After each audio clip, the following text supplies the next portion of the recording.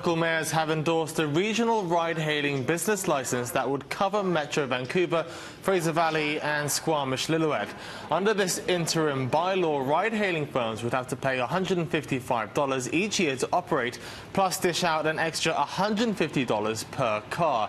Zero-emission vehicles would pay $30 a year. There would be no fees issued for wheelchair-accessible cars. You know, all the cities in Metro Vancouver have been working over the past month developing a regional framework. So what this means is that ride-hailing companies will be able to obtain one license per vehicle that will cover all participating municipalities. So we think this is a far better situation than the patchwork system that was being developed before. The City of Vancouver will administer the interim licensing, collecting fees and trip data, which will be distributed to other municipalities each month. Surrey Mayor Doug McCallum, who's been resistant until now, has expressed conditional support for the interim business licence agreement. He's calling it a step toward addressing unfair advantage given to ride-hailing firms in comparison to cab companies. But McCallum won't say whether this means he'll end his opposition to Uber operating in his city. Because this agreement is a compromise by a number of people.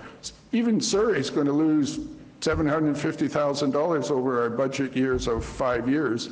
So I think it is a good compromise for everybody, and it certainly satisfies the wishes of the taxi industries and also the ride-hailing industry, because everything's on a level playing field, and that's what free enterprise is about. Lyft says it's optimistic this draft bylaw will allow it to offer riders and drivers a more seamless transportation experience that reflects how people travel within the region. Uber hasn't said if it'll end its pursuit of a court injunction against the City of Surrey to stop it from ticketing drivers.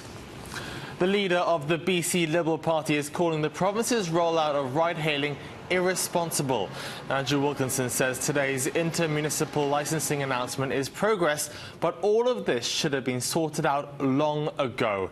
He was asked by Omni BC if all municipal conditions should be lifted, with ride-hailing falling under one provincial law. There are a few different ideas about this. One is just leave all the taxi boundaries where they are. Another one is open up the taxi boundaries to match the ride-hailing boundaries. And then, of course, you've got to get a workable business license. You can't have people paying for 20 business licenses. So there's a lot of work to be done, and this should have been done long ago. And the NDP just washed their hands of this because it's somebody else's problem.